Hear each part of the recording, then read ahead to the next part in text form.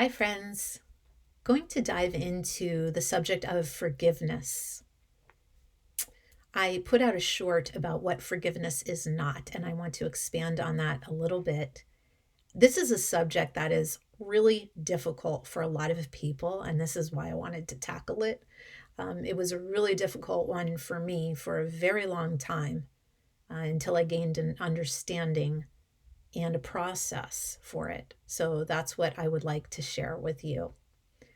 So I'll start by talking a little bit about what forgiveness is not. Forgiveness is not about anyone else.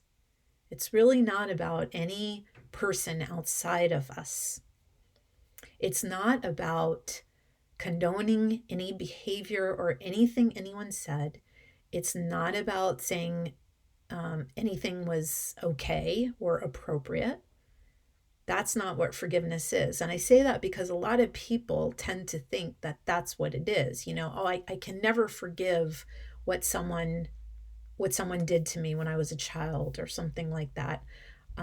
But that's not the definition of it. It's not about saying that what they did was okay to you. Often it isn't. It's not about receiving an apology from anyone, which is really great news for us because that means, again, we don't need anyone outside of ourselves. An apology can make it easier in a lot of circumstances. I know it does for me when I receive an apology. My heart softens. But a lot of times we never receive an apology. And again, the empowering news is that that is not essential for the forgiveness process. It's within us. It is not about the other person.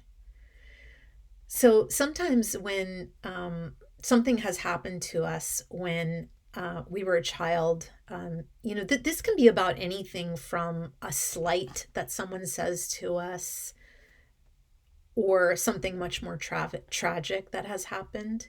And a lot of times when something has happened, we carry it forward with a feeling of guilt or shame, perhaps. Guilt being something that we feel we've done wrong.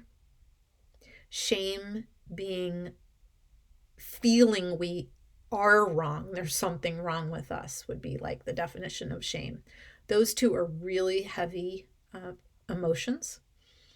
And that can land within us because when we're children, we don't really have the ability, for the most part, to separate ourselves and our ego self, which is just our identities, from other people who are taking care of us, especially those we really trust. So inside of us somewhere, we don't even really know we're doing it. We start to say, well, what did I do wrong? Or what's wrong with me that this person would do that or say that? So that's where the guilt and shame come in. Okay. So the reason why I'm mentioning that is because the ultimate self-forgiveness really comes down to self-forgiveness. And that's an example of when we would need self-forgiveness. We have in some way judged ourselves for something. I'll explain more in the next video, but right now I just want to say that whatever has happened, it's really not about the words or the event. If you can look at it from objectively, something was done, something was said. But where we start to absorb it in a different way is when we start to judge what has happened. So when we move into the forgiveness process, what we're really doing is dealing with the judgment of it.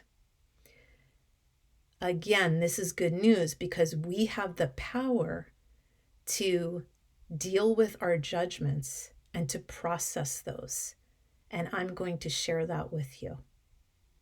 So I hope this helps you or someone out there. My name is Lisa Ann Williams. This is Story Shift, empowering you and others to shift the story of your life, shift the story of what we are telling ourselves so that you can create the best life possible for you. Lots of love. Be blessed.